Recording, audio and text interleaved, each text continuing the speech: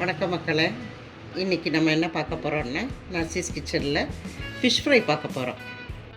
கட்லாக்கண்டை மீன் அது கழுவுறதுக்கு கொஞ்சம் தயிர் கல்லுப்பு போட்டு உரசி கழுவணும். அதில் வழுவழுப்பு போயிடும், கவுச்சி வாடை போயிடும்.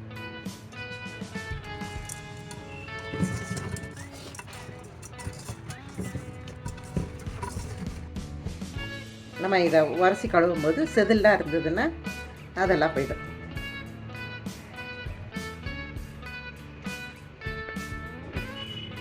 மீன் நல்லா 2-3 தடவை நல்லா கழுவிக்கணும்.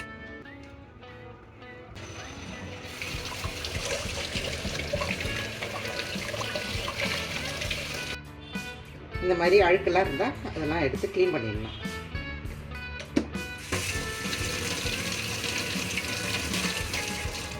மீன் நல்லா கழுவலைன்னா கெட்டு போச்சு, கறி ரொம்ப கழுவுனா கெட்டு போச்சும்பாங்க.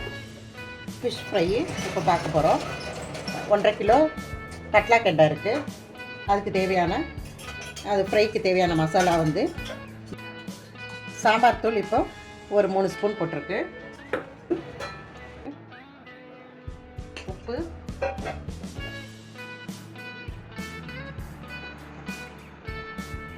ஒரு 3 ஸ்பூனு, கார்ன்ஃப்ளவர் 2 ஸ்பூன். இதை கலந்துக்கிட்டு கருவேப்பிலையும் கலந்துக்கலாம்.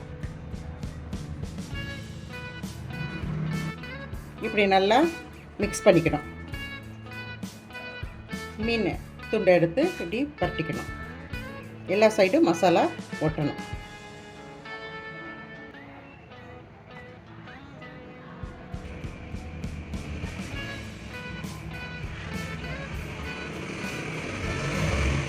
ஃபிஷ் ஃப்ரைக்கு இப்போ மசாலா தடவி வச்சாச்சு. ஃப்ரிட்ஜில் இப்போ நம்ம 1 ஹவர் வைக்க போகிறோம். ஃப்ரீசரில் வைக்கக்கூடாது. ஃப்ரிட்ஜில் 1 ஹவர் மேரினேட் பண்ணி வச்ச ஃபிஷ்ஷை இப்போ ஃப்ரை பண்ண போகிறோம்.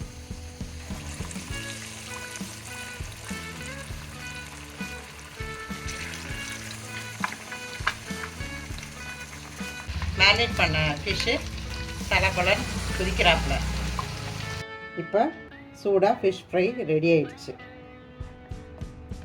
வாங்க சாப்பிட்லாம். வாங்க, நர்சிஸ் கிச்சனுக்கு சப்போர்ட் பண்ணுங்கள் மக்களை. பெல் ஐக்கானை ப்ரெஸ் பண்ணுங்கள், சப்ஸ்கிரைப் பண்ணுங்கள், மறக்காமல் ஷேர் பண்ணுங்கள். வாழ்க வளமுடன் மக்களை.